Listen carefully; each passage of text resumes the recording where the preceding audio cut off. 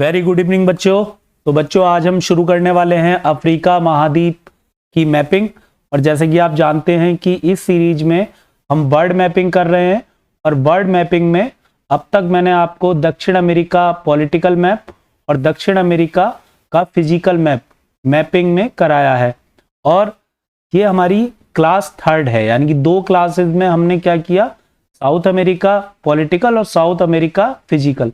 तो आज हम करने वाले हैं अफ्रीका पॉलिटिकल। तो अफ्रीका कॉन्टिनेंट यानी कि जो अफ्रीका महाद्वीप है उसका हम राजनीतिक मैप करेंगे और आज हम देखेंगे उसके देश, उसकी राजधानियां, इन सब के बारे में बात करेंगे। तो सबसे पहले मैं आपको एक नज़र डाल देता हूं कि आपको अफ्रीका महाद्वीप पूरे वर्ल्ड में कहाँ दिखाई देता है, उसकी लोकेशन क्या है। अब देखिए ये वर्ल्ड का मैप आप देख रहे हैं, वर्ल्ड का पॉलिटिकल मैप। तो आपको इसमें अफ्रीका महाद्वीप की लोकेशन आप देखेंगे तो ये पूरा अफ्रीका महाद्वीप आपको दिखाई देगा। ये जो लाइन ड्रॉ हो रही है ये अफ्रीका महाद्वीप है। इस अफ्रीका महाद्वीप की लोकेशन है जो कि अफ्रीका महाद्वीप चारों गोलार्धों में स्थित है। ये इसकी एक बड़ी विशेषता है।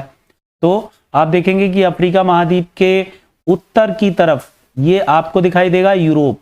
तो ये यूरोप है, ये अफ्रीका महाद्वीप के उत्तर में क्या है तो यूरोप है, या ये भी कह सकते हैं कि यहाँ पर भूमध्य सागर भी है। इस जगह पर ये भूमध्य सागर है। उसके बाद अफ्रीका महाद्वीप के पूरब की तरफ जो आप देखेंगे इस तरफ तो आपको एशिया महाद्वीप दिखाई देगा। और एशिया महाद्वीप के अतिरिक्त इसके नीचे ये हिंद महासागर है, यानी कि ये इंडियन ओशियन है। और इसके नीचे साउथ में, दक्षिण में आपको साउथ ओशियन दिखाई देगा, यानी कि दक्षिणी महासागर। ये नीचे दक्षिणी महासागर है। और उसके बाद इसके पश्चिम में जब आप चलेंगे तो आपको ये अटलांटिक महासागर दिखाई देगा, ये उत्तरी अटलांटिक, और नीचे ये साउथ अटलांटिक यानी कि दक्षिणी अटलांटिक। और इसके अलावा इधर आपको ये उत्तरी अमेरिका और ये दक्षिणी अमेरिका दिखाई देंगे। इस प्रकार से आप समझ सकते हैं कि अफ्रीका महाद्वीप की स्थिति वर्ल्ड में कहां पर है। अब चलते हैं अफ्रीका महाद्वीप में। अब हम लौट के वापस आ गए हैं अफ्रीका महाद्वीप में। और अफ्रीका महाद्वीप को आप देख रहे हैं कि अफ्रीका महाद्वीप काफी विशाल है। ये विश्व का दूसरा सबसे बड़ा महाद्वीप है और इसकी कुछ विशेषताएं हैं। जैसे हम कुछ विशेषताओं की बात करें तो अफ्रीका महाद्वीप एक ऐसा महाद्वीप है जिसे कहा जाता है अंध महाद्वीप। तो एक तो ये बात याद रखनी है कि इसे क्या क्या कहा जाता है। तो इसे अंध महाद्वीप कहते हैं। इस महाद्वीप को इसके अलावा भविष्य का महाद्वीप भी कहते हैं, है ना। ये इसकी विशेषताएं हैं। क्यों कहते हैं? क्योंकि एक तो अंध महाद्वीप इसलिए कहते हैं क्योंकि यहाँ पर पिछड़ापन बहुत ज्यादा है, भुखमरी, गरीबी बहुत ज्यादा है। ज्यादातर देश आपको, है ना, अधिकांश रैंकिंग में आपको सबसे लास्ट में दिखाई देंगे, चाहे वो गरीबी निर्देशांक हो, चाहे वो भुखमरी का निर्देशांक हो, चाहे वो करप्शन का हो। तो इसका मतलब सब बहुत ही पिछड़े देश हैं यहाँ पर। और भविष्य का महाद्वीप इसलिए कहा जाता है क्योंकि यहाँ पर संभावनाएं बहुत ज्यादा हैं, है ना, कि आगे चल के यहाँ पर बहुत अधिक विकास हो सकता है। सभी देश या तो अल्प विकसित हैं या विकासशील देश हैं, यानी कि विकसित देश यहाँ नहीं है।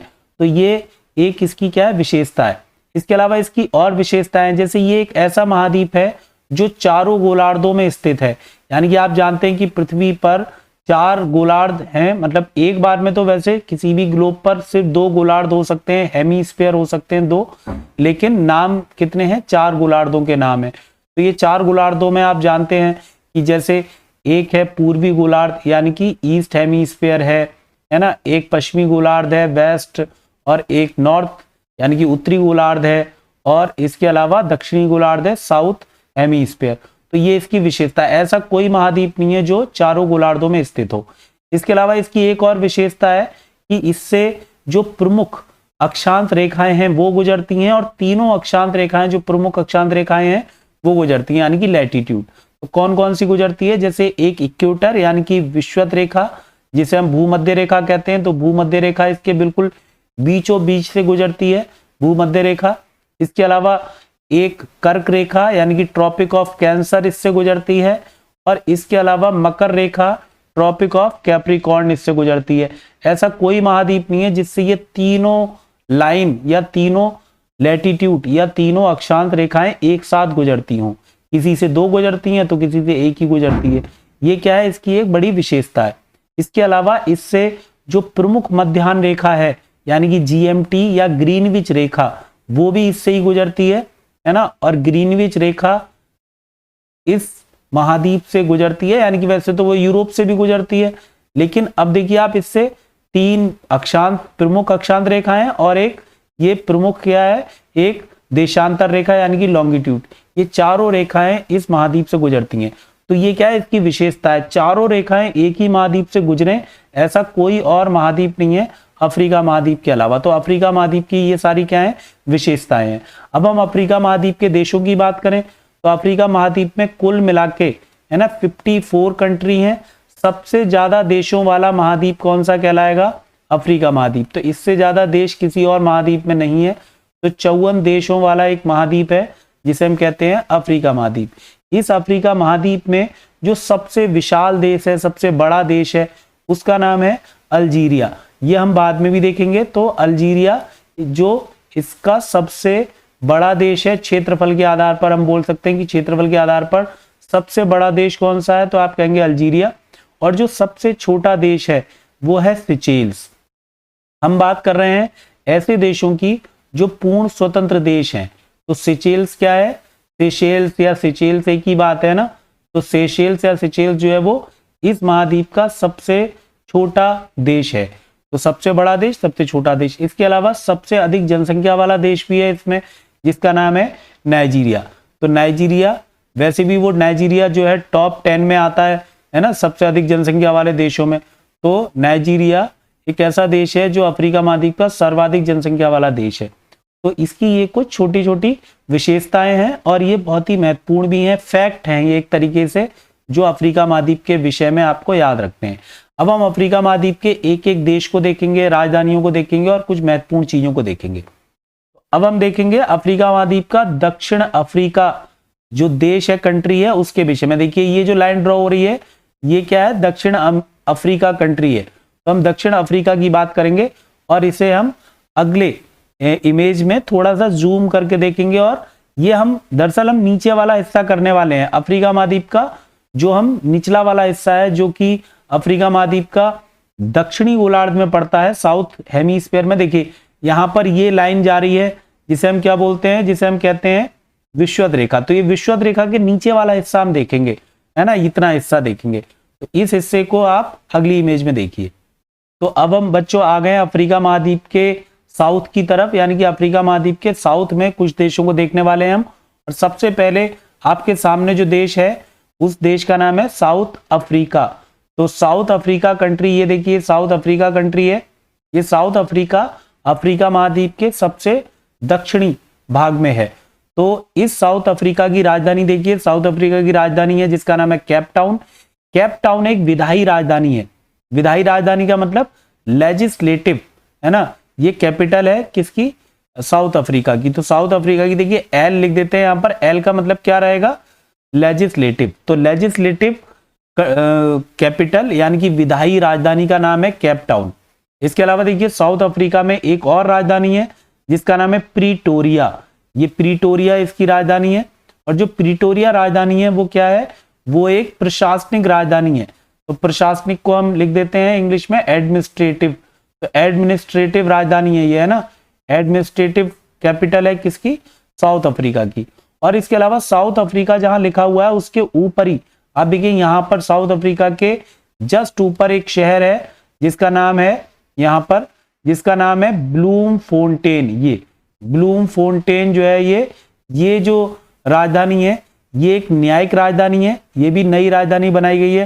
तो ये न्यायिक है यानी कि जुडिशियल है, तो जुडिशरी है यहाँ पे, तो इसलिए जुडिशियल कैपिटल कहलाती है ब्लूम फोंटेन। तो आप देख रहे हैं इस प्रकार से 3 राजधानियां हैं साउथ अफ्रीका में, है ना, केप टाउन, प्रीटोरिया, ब्लूम फोंटेन। और ये जो प्रीटोरिया आपने राजधानी अभी देखी, इस प्रीटोरिया का नाम भी चेंज हो गया है और इस प्रीटोरिया का नाम हो गया है टी श्वाने। तो श्वाने कहते हैं और वो जो टी है वो साइलेंट रहता है। तो टी श्वाने क्या है, इसकी राजधानी का नाम है, यानी कि ये प्रीटोरिया का नाम चेंज होके टी श्वाने हो गया है। तो श्वाने इसका क्या है, नया नाम है प्रीटोरिया का। तो ये दक्षिण अफ्रीका की क्या है, राजधानियां हैं। अब दक्षिण अफ्रीका की कुछ और चीजें देखते हैं, कुछ और शहरों को देखते हैं। उदाहरण के तौर पर एक शहर है जिसका नाम है, देखिए यहाँ पर, जिसका नाम है किम्बरले। देखिए ब्लूम फाउंटेन जहां देखा था ना उसके ऊपर ही आपको मिलेगा।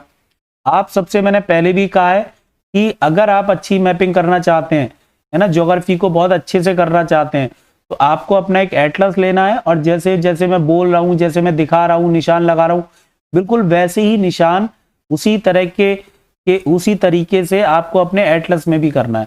तो किम्बरले जो है वो एक हीरे की खान है, हीरा खान के लिए फेमस है ना किम्बरले। किम्बरले आपको याद रखना है।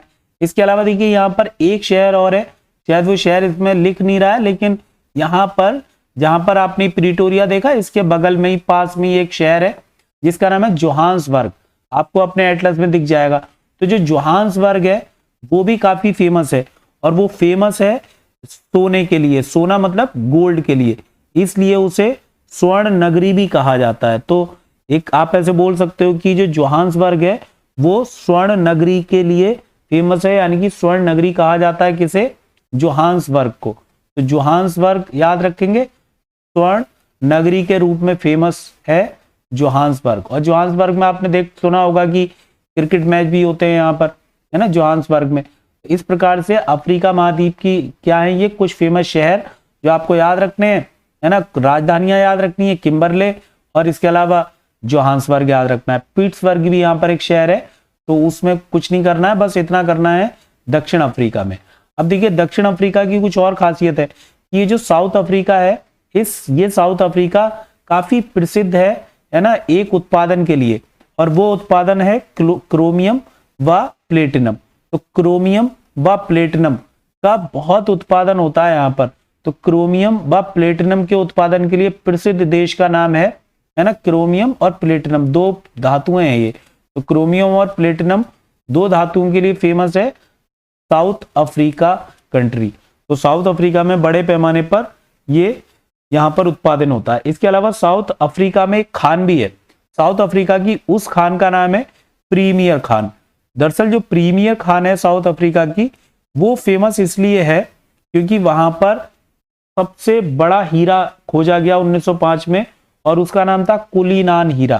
तो प्रीमियर खान अफ्रीका, साउथ अफ्रीका की फेमस खान है जहां से विश्व का सबसे बड़ा हीरा निकाला गया, और ये सबसे बड़ा हीरा कहलाता है जिसका नाम है कुलीनान। तो सबसे बड़ा हीरा कहाँ खोजा गया, किस खान से निकाला गया है और वो किस देश में है, तो उसका नाम है कुलीनान हीरा, है ना, इस हीरे का नाम है ये। कुलीनान क्या है, हीरे का नाम है। तो आप इसे याद रखें, ठीक है। अब ये देखिए साउथ अफ्रीका से निकलेंगे हम, साउथ अफ्रीका के बाद आगे बढ़ते हैं।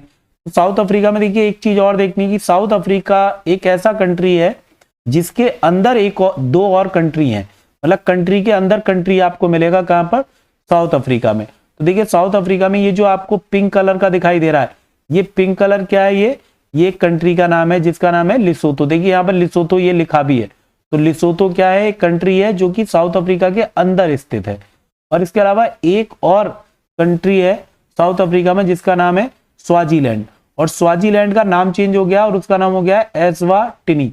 एस्वाटिनी जो है ना, वो यहाँ की एक और कंट्री है जो साउथ अफ्रीका के अंदर, ये येलो कलर छोटा सा दिख रहा है, ये इतना, ये क्या है, एस्वाटिनी, यानी कि पहले इसका नाम स्वाजीलैंड था, आपके मैप में स्वाजीलैंड लिखा होगा, है ना। और दूसरा कंट्री है जिसका नाम है लिसोतो, ये वाली। तो लिसोतो और स्वाजीलैंड ये दोनों कंट्री कहां पर है, साउथ अफ्रीका के अंदर। तो कंट्री के अंदर कंट्री है, और इसका ये भी मतलब है कि ये दोनों कंट्री यानी कि दोनों देश जो हैं वो लैंड लॉक कंट्री हैं, यानी कि भू आबद्ध देश हैं।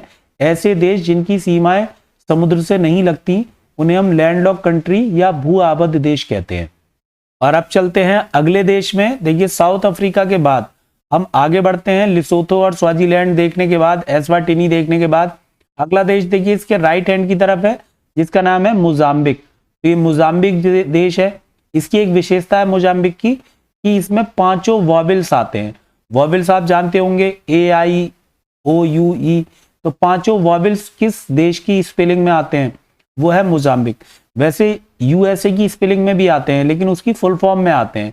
इसके अलावा विश्व में और कोई देश नहीं है जिसकी स्पेलिंग में 5 वॉवेल आते हों। ये इसकी क्या है, विशेषता है मोजाम्बिक की। मोजाम्बिक की राजधानी महत्वपूर्ण है, तो मोजाम्बिक की राजधानी कर लीजिए, और मोजाम्बिक की राजधानी का नाम है मपूटो। तो मोजाम्बिक की राजधानी देखिए यहाँ पर ये है जिसका नाम है मपूटो। तो मपूटो याद रखेंगे, ये मपूटो इसकी क्या है, राजधानी का नाम है ना, इसकी मोजाम्बिक की। तो मोजाम्बिक की राजधानी मपूटो। मोजाम्बिक के बाद आप राइट हैंड पे समुद्र में उतरेंगे, तो समुद्र में उतर के आपको यहाँ पर ये जो जगह है, ये एक चैनल है एक प्रकार से, है ना। मतलब चैनल किसे कहते हैं, चैनल उसे कहते हैं जो दो भूखंडों के बीच में हो, उसे चैनल कहा जाता है। जैसे इधर मेडागास्कर एक द्वीप है और इस तरफ क्या है, अफ्रीका महाद्वीप की मुख्य भूमि है। तो इसके बीच में जो चैनल है वो इसी देश के नाम पर है, मोजाम्बिक के नाम पर, और इसे कहते हैं मोजाम्बिक चैनल। तो मोजाम्बिक चैनल को में आप उतर गए हैं अपनी नाव लेके, मतलब बिल्कुल ऐसे सोचिए जैसे आप खुद ही नाव लेके इधर से उधर घूम रहे हैं। तो नाव लेके आप इसमें उतर गए, आप मोजाम्बिक चैनल में हैं इस समय। मोजाम्बिक चैनल को पार करेंगे और आप पहुंच जाएंगे कहां पर, इस देश में, यानी कि ये है मेडागास्कर।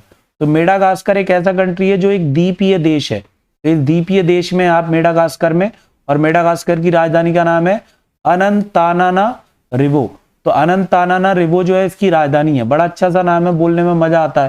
तो मेडागास्कर की राजधानी का नाम है अनंतानानारिवो, जो कि एक द्वीप है। ये अफ्रीका महाद्वीप का सबसे बड़ा द्वीप है। केवल अफ्रीका महाद्वीप की बात कर रहे हैं हम, तो ये ध्यान रखेंगे, सबसे बड़ा महाद्वीप कहाँ का, अफ्रीका महाद्वीप का। तो अफ्रीका महाद्वीप का सबसे बड़ा द्वीप कहलाता है ना, सबसे बड़ा द्वीप कहलाता है अफ्रीका महाद्वीप का, जिसे हम कहते हैं मेडागास्कर। तो मेडागास्कर याद रखेंगे, सबसे बड़ा द्वीप है ना, किसका, अफ्रीका महाद्वीप का। अब देखिए आगे बढ़ते हैं। मेडागास्कर के बाद आपको आगे मिलेगा, देखिए यहाँ पर लिखा है रियूनियन फ्रांस, लिख दिया है इन्होंने। इसमें मैप में दिखाई नहीं दे रहा है, लेकिन आप अपने मैप में देख सकते हैं कि मेडागास्कर को क्रॉस करके आप थोड़ा आगे बढ़ेंगे तो आप ये सोच लीजिए यहाँ पर, इस जगह पर, मेडागास्कर से थोड़ा आगे चल के आपको राइट हैंड पे एक द्वीपीय देश मिलेगा जिसका नाम है मॉरिशस। तो मॉरिशस देश है, याद करेंगे आप कि मॉरिशस एक ऐसा कंट्री है जो कि एक द्वीपीय देश है, और इसके अलावा ये बहुत फेमस है, लोग बड़ी संख्या में घूमने जाते हैं मॉरिशस। मॉरिशस की राजधानी है पोर्ट लुइस। तो आप अपने एटलस में देख सकते हैं, आपको एटलस में मिल जाएगा पक्का, है ना। तो मॉरिशस मिलेगा आपको मेडागास्कर के राइट हैंड की तरफ, उसकी राजधानी पोर्ट लुइस है। और मॉरिशस एक ऐसा कंट्री है जिसमें बड़ी संख्या में भारतीय रहते हैं, और विशेष तौर से जो भारतीय हैं वो भारतीय बिहार से ज्यादा बिलोंग करते हैं, यानी कि पूरे मॉरिशस में 70% भारतीय रहते हैं, इसलिए कई लोग इसे लघु भारत भी कहते हैं। तो अफ्रीका महाद्वीप का कौन सा देश है जिसे लघु भारत की संज्ञा दी जाती है, तो वो है मॉरिशस। और इसके अलावा मॉरिशस से हमारे यहाँ भारत में बड़े पैमाने पर FDI भी आती है। तो ये FDI मतलब इस समय अब थोड़ा पिछड़ गया है, सेकंड नंबर पे आ गया, लेकिन एक टाइम पे सर्वाधिक FDI यहीं से आती थी, कहां से, मॉरिशस से। चलिए दोस्तों वापस आते हैं, और वापस हम फिर मोजाम्बिक आ गए हैं दोबारा से, और मोजाम्बिक से के पास देखिए एक देश है जिसका नाम है जिम्बाब्वे। तो जिम्बाब्वे की राजधानी कर लीजिए, उसका नाम है हरारे, है ना, जिम्बाब्वे की राजधानी। फिर जिम्बाब्वे के बिल्कुल और लेफ्ट हैंड पे एक देश है जिसका नाम है बोट्सवाना। बोट्सवाना की राजधानी का नाम है गैब्रोन, ये गैब्रोन इसकी राजधानी है ना, बोट्सवाना की। उसके बाद अगला देश है जिसका नाम है नामीबिया। नामीबिया की राजधानी है विंडहोक, है ना, ये विंडहोक किसकी राजधानी है, नामीबिया की। साउथ अफ्रीका से जो कंट्री टच हो रहे हैं वो भी देख लिए हमने। अब इसके बाद हम आगे बढ़ते हैं, आगे चलते हैं, थोड़ा सा इसे रब कर देते हैं, हटा देते हैं। और अगला देश नामीबिया के ऊपर आप देखेंगे अंगोला। तो जो अंगोला देश है उसकी राजधानी है लुआंडा। लुआंडा इसकी राजधानी है ये वाली। और इसी अंगोला में एक पॉइंट डाल के आप लिख लीजिए, देखिए यहाँ पे लिखा नहीं है लेकिन आपके एटलस में ये लिखा होगा, मिल जाएगा आपको। और आपको मिलेगा अंगोला में ही किनारे पर, जिसका नाम है वेंगुला।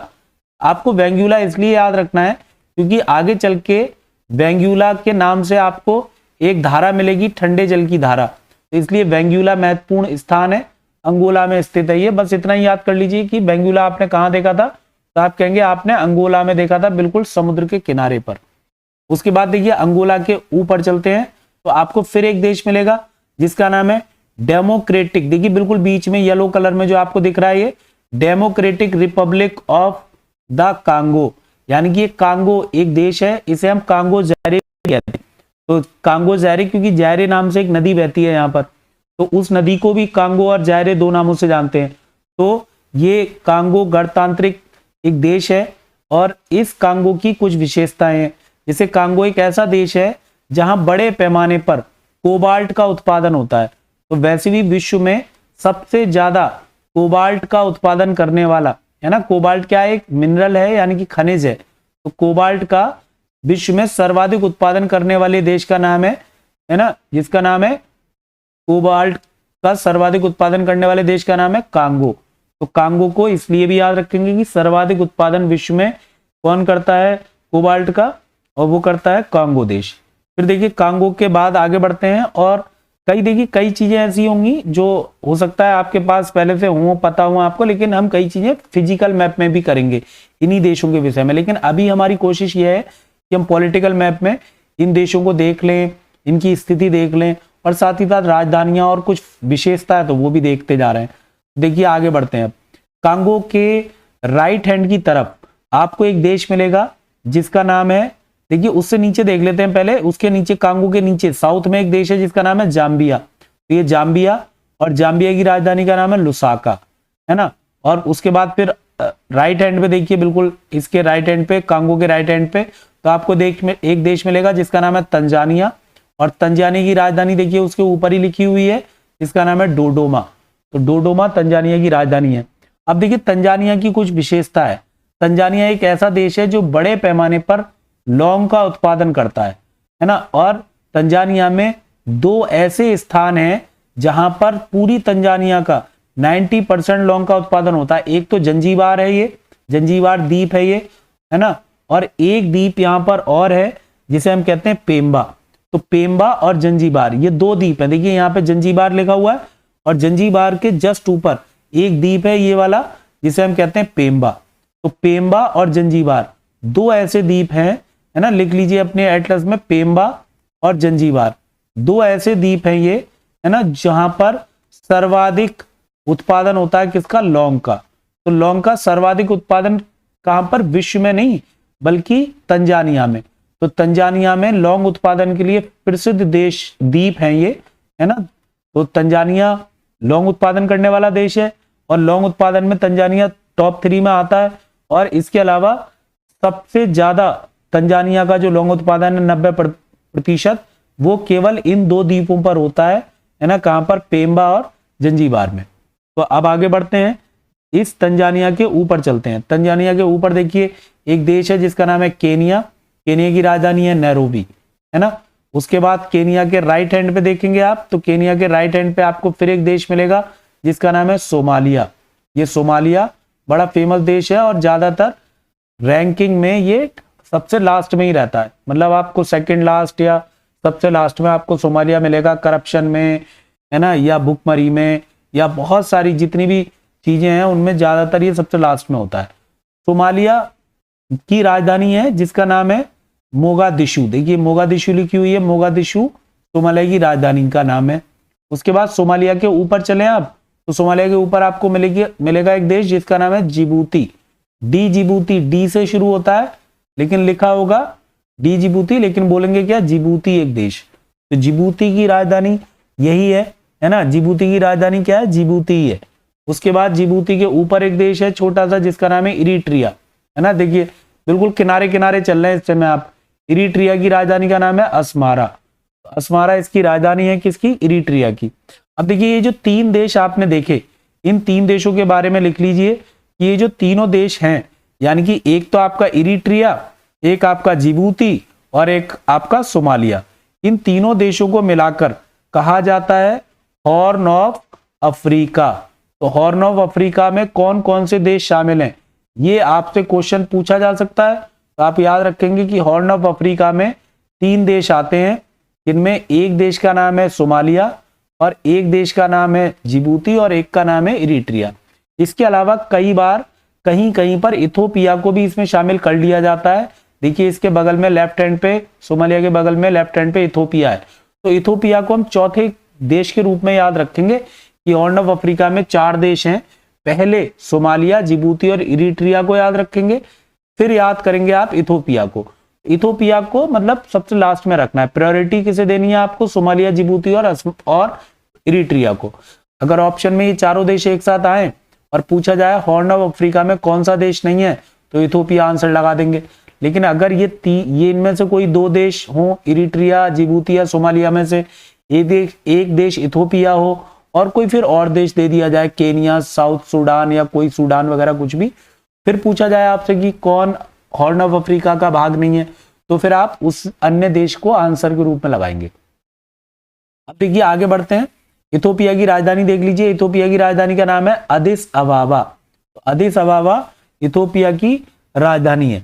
उसके बाद देखिए, इसके बाद इथोपिया के बाद ऊपर चलते हैं और फिर आपको एक देश मिलेगा जिसका नाम है, देखिए इसके लेफ्ट हैंड पे ही देख लेते हैं पहले, इथोपिया के लेफ्ट हैंड पे तो आपको एक देश मिलेगा जिसका नाम है सूडान, है ना। मतलब सूडान पहले पूरा एक कंट्री था और अफ्रीका महाद्वीप का सबसे बड़ा देश था। दो भागों में डिवाइड हुआ 2011 में, और 2011 में सूडान से अलग होके क्या बन गया, ये साउथ सूडान। तो साउथ सूडान यहाँ का क्या नया देश है। तो 2011 में बना है साउथ सूडान और इसकी राजधानी का नाम है जूबा। तो ये याद रखेंगे, साउथ सूडान यूएनओ का सबसे लेटेस्ट यानी कि 193वां देश है। और उसके ऊपर है फिर सूडान। सूडान में मुस्लिम बाहुल्य इलाका है सूडान, और सूडान की राजधानी है खार्तूम। जबकि जो दक्षिणी सूडान था वो ईसाई बाहुल्य है और सूडान जो है वो मुस्लिम बाहुल्य है, और यही इन दोनों के बीच में लड़ाई का कारण बना और बाद में ये दोनों देश क्या हो गए, अलग हो गए। ठीक है, तो ये सूडान की राजधानी खार्तूम आप याद रखेंगे। अब देखिए इसके ऊपर चलते हैं और ऊपर आपको एक देश मिलेगा जिसका नाम है इजिप्ट। तो इजिप्ट में आप पहुंच गए। देखिए सूडान से कहां पहुंच गए आप, इजिप्ट में, यानी कि मिस्र देश है और मिस्र की राजधानी का नाम है काहिरा, है ना। इंग्लिश में कायरो लिखा हुआ है तो काहिरा बोलते हैं इजिप्ट की राजधानी। इजिप्ट जो है ना वो ममी का देश भी कहलाता है। इसके अलावा इजिप्ट जो है जो पिरामिड का देश भी कहलाता है। यहाँ पर पिरामिड्स हैं, है ना, बड़े पैमाने पर। और इसके अतिरिक्त जो इजिप्ट है वो खजूर उत्पादन में सबसे आगे है। तो खजूर उत्पादन यहाँ पे प्रमुख रूप से होता है कहाँ पर, इजिप्ट में। उसके बाद देखो इजिप्ट के आगे बढ़ते हैं और इजिप्ट के बगल में लेफ्ट हैंड पे आपको मिलेगा लीबिया। तो लीबिया एक ऐसा देश है जिसकी राजधानी है त्रिपोली, और लीबिया में विश्व का सबसे गर्म स्थान पाया जाता है, जहां पे टेम्परेचर कहीं भी देखिए लिखा नहीं होगा इसमें, लेकिन आपको निशान लगा के लिखना पड़ेगा कि लीबिया में एक स्थान है जिसका नाम है अल जीजिया। तो अल जीजिया एक ऐसा स्थान है जो विश्व का सर्वाधिक गर्म स्थान है ना। यहाँ पर एक बार जो तापमान है वो तापमान यहाँ पर 59 डिग्री सेल्सियस रिकॉर्ड किया गया। तो 59 डिग्री सेल्सियस रिकॉर्ड हुआ है तापमान, इसलिए विश्व का अब तक का सबसे गर्म स्थान कहलाता है ना 59 डिग्री सेल्सियस। सोचिए कि हमारे यहाँ 48-47 डिग्री तापमान हो जाता है तो क्या बुरी हालत हो जाती है ना गर्मियों में, लेकिन यहाँ पर 59 डिग्री सेल्सियस तापमान है, हो चुका है एक बार, और ज्यादातर ज्यादा ही रहता है। तो रिकॉर्ड है यहाँ का सर्वाधिक गर्म स्थान आपने देखा कहाँ पर, लीबिया में। इससे पहले आप विश्व का शुष्क स्थान देख चुके हैं हमारे पिछले वीडियो में, और जिसका नाम था, क्या नाम था, अरीका, जो कि चिली में था। चलिए लीबिया के आगे बढ़ते हैं और लीबिया के देखिए पास में ऊपर की तरफ एक देश है जिसका नाम है ट्यूनीशिया। तो ट्यूनीशिया की राजधानी का नाम है ट्यूनिस। ट्यूनीशिया एक ऐसा देश है जहां पर 2011 में एक क्रांति हुई जिसे हम जास्मिन क्रांति भी कहते हैं, है ना, ट्यूनीशिया से। ट्यूनीशिया के फिर बगल में आएगा अल्जीरिया। अल्जीरिया अफ्रीका महाद्वीप का सबसे बड़ा देश है क्षेत्रफल के आधार पर, और अल्जीरिया की राजधानी का नाम है अल्जीरियर्स। तो अल्जीरियर्स जो है यहाँ की राजधानी है। उसके बाद अल्जीरिया के बगल में अगला देश है जिसका नाम है मोरक्को। मोरक्को की राजधानी है रबात। तो मोरक्को की राजधानी देखो आप अपने एटलस में, रबात है। और इसका एक फेमस शहर भी याद रखेंगे जिसका नाम है मराकेश। तो मराकेश जो शहर है ना वो कई मामलों में आपको करंट अफेयर्स वगैरह में दिखाई देगा, है ना। बहुत सारे यहाँ पर सम्मेलन या बहुत सारे समझौते हुए हैं, इसलिए मराकेश को याद रखेंगे। मोरक्को का एक शहर है और मोरक्को की राजधानी का नाम है रबात। उसके बाद देखिए आप नीचे उतरते हैं मोरक्को से नीचे तो आपको वेस्टर्न सहारा एक देश मिलेगा, है ना। उसके बाद देखिए मॉरिटेनिया एक देश है ना, जिसका नाम है, जिसकी राजधानी का नाम है नोकाचोट। और उसके बाद माली एक देश है जिसकी राजधानी का नाम है बमेको। देखो ये राजधानी पूछी गई है ना, 2013 के एसएससी के एग्जाम में आई थी माली की राजधानी। तो हम राजधानियां वही जरूर याद रखें जो पिछले 1-1.5 साल में किसी वजह से चर्चा में थी। तो देख हम सारी रहे हैं, लेकिन जैसे ही आप करंट में कोई न्यूज पढ़ें, आप कहीं किसी शहर को, किसी राजधानी को देखें, बिल्कुल उसी टाइम पे अपना एटलस खोलें और एटलस में एक बार उस राजधानी पे नजर डाल लें, तो वही पूछी जाती है। बहुत ही कम ऐसा होता है कि कोई ऐसी अरे गहरे किसी देश की राजधानी कोई पूछ ले, ऐसे कोई नहीं पूछता। तो माली के बगल में देखो अगला देश है जिसका नाम है नाइजर। नाइजर की राजधानी का नाम है नियामे। और नाइजर के बगल में अगला देश है जिसका नाम है चाड, राइट हैंड पे। तो जमेना इसकी राजधानी है किसकी, चाड की, ये वाली। उसके बाद देखिए नाइजर और चाड के नीचे आपको एक देश मिलेगा, महत्वपूर्ण देश है, जिसका नाम है नाइजीरिया। नाइजीरिया की राजधानी का नाम है अबूजा। तो ये नाइजीरिया फेमस देश है ना, तो इसके बारे में देख लीजिए थोड़ा कि नाइजीरिया एक ऐसा देश है जहां पर बड़े पैमाने पर तेल का उत्पादन भी होता है, जो पाम ऑयल के लिए काफी फेमस है। इसके अलावा नाइजीरिया सर्वाधिक जनसंख्या वाला देश है अफ्रीका महाद्वीप का। और इसके अतिरिक्त नाइजीरिया के साथ भारत के बड़े अच्छे रिलेशन भी हैं। और नाइजीरिया में एक आतंकवादी संगठन पाया जाता है जिसे हम कहते हैं बोको हरम। तो देखो बोको हरम पे क्वेश्चन कांस्टेबल के एग्जाम में आया हुआ है, पहले यूपी के कांस्टेबल के एग्जाम में। तो बोको हराम बोलते हैं इसे। बोको हराम जो है क्या है, एक आतंकवादी संगठन है, कहाँ का, नाइजीरिया का। अब नाइजीरिया में देखो नीचे आओ तो आपको नीचे की तरफ मिलेगा ये पूरा जो तट है, आपको नाइजीरिया का जो तट दिख रहा है, नाइजीरिया के इस तट को हम एक नाम देते हैं और इसे कहते हैं हम स्लेव कोस्ट। स्लेव कोस्ट का यहाँ मतलब यह है गुलामों का तट, यानी कि यहाँ पर पुराने टाइम में बड़े पैमाने पर बहुत सारे गुलामों का निर्यात किया जाता था यहाँ से, इसलिए इस जगह का नाम पड़ गया स्लेव कोस्ट, यानी कि गुलामों का तट। उसके बाद नाइजीरिया के लेफ्ट हैंड की तरफ आप चलेंगे तो आपको एक देश मिलेगा जिसका नाम है बेनिन। और बेनिन ये देखो लिख रहा है बेनिन। बेनिन के पास में फिर अगला देश है जिसका नाम है टोगो। ये टोगो इन्होंने नीचे लिख दिया है, ये वाला टोगो देश है, ये वाला टोगो। ये बेनिन हो गया छोटा सा देश, फिर टोगो हो गया। उसके बाद फिर अगला देश है जिसका नाम है यहाँ पर घाना। तो ये ग्रीन हल्का सा जो ग्रीन कलर है वो क्या है, घाना देश है ये। तो घाना को देख लीजिए ध्यान से। घाना की राजधानी है अक्रा, है ना। अक्रा जो है घाना की राजधानी है। और घाना को हम गोल्ड कोस्ट के नाम से जानते हैं, मतलब इसके तट को, तट को। तो जो घाना का जो तट है उसे गोल्ड कोस्ट कहा जाता है, ठीक है, यानी कि सोने का तट। तो यहाँ से सोने का निर्यात करते थे, इसलिए इसे गोल्ड कोस्ट कहा जाता है। अब देखिए इसके बराबर में एक देश है जिसका नाम है कोट डी आइवरी। ये कोट डी आइवरी वाला देश है ये कोट डी आइवरी फेमस है। देखो यहाँ थोड़ा सा साफ कर देते हैं, यहाँ पर काफी घिचपिच हो जाएगी वरना फिर तो, बाकी आपने देख ही लिया है, स्क्रीनशॉट ले सकते हैं। देखिए अब यहाँ पर कोट डी आइवरी जो है ये फेमस है एक उत्पादन के लिए, और यहाँ पर बड़े पैमाने पर कोको का उत्पादन होता है। तो जो कोको है वो क्या है, एक नशीला पदार्थ है या नशीला पौधा है, नशीली पत्तियां हैं इस पौधे की, कोको। और कोको का प्रयोग दवाइयां बनाने में बड़े पैमाने पर किया जाता है। तो विश्व में सर्वाधिक कोको का उत्पादन किस देश में होता है, तो वो है कोस्ट डी आइवरी। तो कोस्ट डी आइवरी कोको उत्पादन में पहला स्थान रखता है।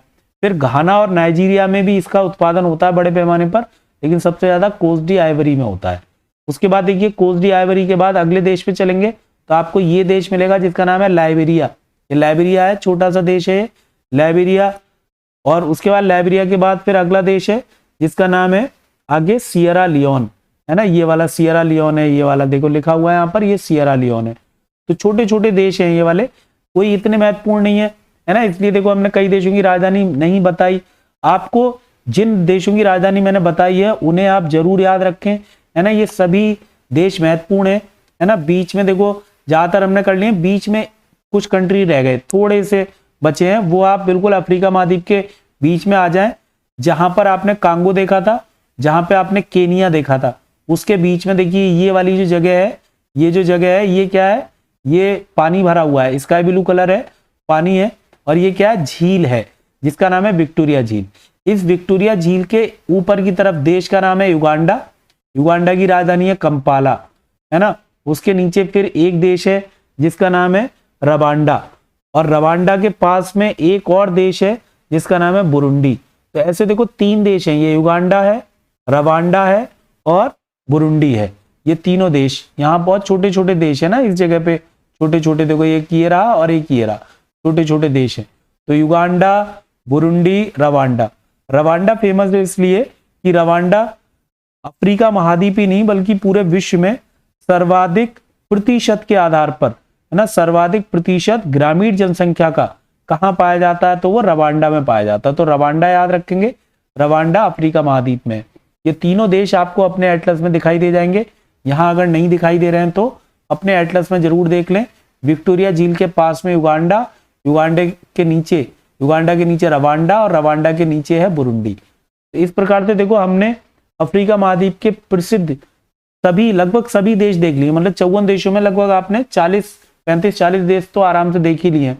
तो इन देशों को कीजिए आप, इन देशों की राजधानियां आपने देखी है ना। और इसके अलावा देखिए अब एक बार जब आप इन्हें देख लेंगे तो आप जब रिवाइज करेंगे तो रिवाइज करते समय कुछ चीजें आप बढ़ा लेंगे। जैसे देखिए आप ये जरूर देखें कि कौन सी अक्षांश रेखा किन देशों से गुजरती है। तो देखिए पहले इसे हटा देते हैं तो आपको यहाँ पे ही आपको एक रेखा दिखाई देगी जिसे हम कहते हैं 0 डिग्री अक्षांश रेखा यानी कि विषुवत रेखा या इक्वेटर। तो इक्वेटर किन किन देशों से गुजरती है ये प्रश्न आपसे पूछा जा सकता है। तो वो देख लीजिए, देखिए ये है इक्वेटर, ये वाली है ना। तो इक्वेटर यहाँ पर ये इक्वेटर है, ये इक्वेटर देखो कहां कहां से गुजरेगी। तो इक्वेटर गुजरती है देखो एक बार तो आप देख लीजिए ध्यान से कि सोमालिया है ना। तो देखिए सोमालिया से होती हुई जाएगी, सोमालिया से होती हुई केनिया, केनिया से युगांडा, युगांडा से कांगो है ना, कांगो से फिर रिपब्लिक ऑफ कांगो एक देश है, उसके बाद है गैबोन है ना। तो ऐसे करके इन देशों से गुजरती है।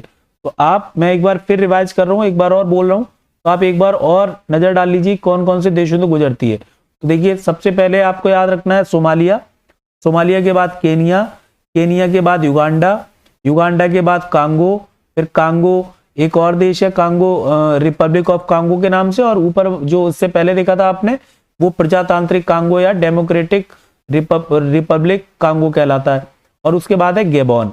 इस प्रकार से इन देशों से गुजरती है ये विषुवत रेखा। तो इस सभी देशों को अच्छे से याद कर लीजिए। पूरब से पश्चिम की ओर क्रम लगाने को आ सकता है, पश्चिम से पूरब क्रम लगाने को आ सकता है, तो आप बता सकते हैं। अब एक और अक्षांश रेखा देख लीजिए जिसका नाम है ट्रॉपिक ऑफ कैप्रिकॉर्न, यानी कि ट्रॉपिक ऑफ कैप्रिकॉर्न का मतलब क्या है? ट्रॉपिक ऑफ कैप्रिकॉर्न का मतलब है मकर रेखा। तो मकर रेखा को देखो आप, मकर रेखा कहां से गुजरती है? तो मकर रेखा गुजरती है मेडागास्कर, मेडागास्कर से होते हुए मोजाम्बिक जाती है, मोजाम्बिक से ये दक्षिण अफ्रीका, दक्षिण अफ्रीका से फिर बोट्सवाना, और बोट्सवाना से होते हुए नामीबिया जाती है। तो इसका मतलब ये जो लाइन है मकर रेखा, ये मेडागास्कर, मोजाम्बिक, दक्षिण अफ्रीका, बोट्सवाना और नामीबिया से होकर गुजरती है। देखिए 2 लाइनें आपने देख ली। उसके बाद ऊपर की तरफ कर्क रेखा भी देख लीजिए। कर्क रेखा कहां से गुजरेगी? तो कर्क रेखा देखिए कई देशों से गुजरेगी। जैसे शुरुआत होगी इसकी है ना, सबसे पहले एंट्री जो करेगी कर्क रेखा वो करेगी कहां पर? इजिप्ट में। तो आप इजिप्ट से होते हुए आगे बढ़ेंगे। ये कर्क रेखा देखिए जा रही है, कर्क रेखा इजिप्ट, इजिप्ट से जाएगी फिर उसके बाद अल्जीरिया, अल्जीरिया से देखो चार्ट को ना हल्का सा छूते हुए निकलेगी, मतलब चार्ट के अंदर से नहीं बल्कि उसे टच करते हुए, और चार्ट के बाद फिर ये रेखा जाएगी कहां पर? ये जाएगी अल्जीरिया में, और अल्जीरिया से आगे बढ़ेगी ये रेखा और आगे बढ़ के ये निकलेगी कहां पर? माली है ना। देखो माली होते हुए गुजरेगी, और माली से होते हुए फिर जाएगी मोरिटेनिया, और मोरिटेनिया से फिर वेस्टर्न सहारा होते हुए गुजर जाएगी। इस प्रकार से कर्क रेखा किन किन देशों से गुजरती है? तो इजिप्ट है, अल्जीरिया है ना, इसके अलावा लीबिया है, लीबिया है, अल्जीरिया है, उसके बाद माली है, मोरिटेनिया है और वेस्टर्न सहारा है, और चार्ट को टच करती है ये। बस इतना देखिए, 3 लाइन को ऐसे करके देख लीजिए है ना, 3 अक्षांश रेखाओं को। और इसके अलावा एक और फेमस रेखा जो आपको याद करनी चाहिए वो है जीएमटी लाइन या ग्रीनविच रेखा। तो ग्रीनविच रेखा किन किन देशों से गुजरती है इसे देख लीजिए। और ये ग्रीनविच रेखा बड़ी महत्वपूर्ण है, ये क्वेश्चन भी कई बड़े एग्जाम में भी आ चुका है, छोटे एग्जाम में भी, बड़े एग्जाम में सब में ही आ चुका है। इसलिए देखो कौन सी रेखा है ये है जीएमटी, यानी कि इसे हम ग्रीनविच लाइन कहते हैं। तो ग्रीनविच लाइन देखो आएगी, देखो स्पेन ऊपर ना, यूरोप में स्पेन है, तो स्पेन से होते हुए आएगी अल्जीरिया, अल्जीरिया से फिर प्रवेश करेगी कहां पर? माली में, और माली से फिर आगे बढ़ के ये प्रवेश करेगी किसमें? देखो नीचे एक देश है जिसका नाम है बुर्किना फासो। ये छोटा सा देश है, हमने ये बोला नहीं था आपके लिए, कोई ज्यादा महत्वपूर्ण नहीं था इसलिए। तो फिर ये पहुंचेगी कहां पर? बुर्किना फासो, और बुर्किना फासो से फिर पहुंचेगी कहां पर? घाना, और घाना होते हुए ये चली जाएगी ये सीधी, जिसका नाम है अटलांटिक महासागर में। तो इसका मतलब अल्जीरिया, माली, है ना, बुर्किना फासो और घाना से गुजरती है कौन सी, GMT लाइन या ग्रीनविच रेखा। तो ग्रीनविच लाइन गुजरती है इन देशों से। तो देखिए अफ्रीका महाद्वीप का इस तरीके से पॉलिटिकल मैप पूरा हुआ। पॉलिटिकल मैप में आप इसे करिए, रिवाइज करिए। वीडियो थोड़ा लंबा हो जाता है हमारा क्योंकि काफी ज्यादा चीजें हैं, तो हमने फिर भी बहुत जल्दी जल्दी बताने की आपको कोशिश की है। आपको कोई समस्या है तो आप कमेंट बॉक्स में जरूर लिख के पूछें। आप हमारे टेलीग्राम चैनल से जुड़कर उसमें भी क्वेश्चन पूछ सकते हैं, और इसके अलावा आप व्हाट्सअप कर सकते हैं। उसका भी नंबर, हमारा व्हाट्सअप नंबर जो है वो वीडियो के एंड में फ्लैश होता है ना स्क्रीन पर। तो सारी सुविधाएं आपको दी जा रही हैं, आप अच्छे से मैपिंग कीजिए। अगले वीडियो में यानी कि अगली क्लास जो हमारी होगी वो अफ्रीका महाद्वीप की फिजिकल मैपिंग की होगी। और मैंने जैसे कि आपसे पहले भी कहा है कि फिजिकल मैपिंग है ना किसी भी पॉलिटिकल मैप से ज्यादा जरूरी होती है। तो फिजिकल मैप आप जरूर करें, जैसे दक्षिण अमेरिका का किया था वैसे ही अफ्रीका कॉन्टिनेंट का या अफ्रीका महाद्वीप का भी करेंगे। तो चलिए दोस्तों, आज के लिए इतना ही। आपने इस वीडियो को शुरू से लेकर एंड तक देखा, उसके लिए आपका बहुत बहुत धन्यवाद। इस वीडियो को शेयर जरूर कर दें, और चैनल अगर सब्सक्राइब नहीं किया तो सब्सक्राइब जरूर कर लें। इसके अलावा बेल आइकॉन भी दबा दें, जिससे कि आपको सूचना मिल जाए कि हमारा वीडियो शुरू होने वाला है या शुरू हो गया है। तो चलिए दोस्तों, आज के लिए इतना ही। धन्यवाद। जय हिंद।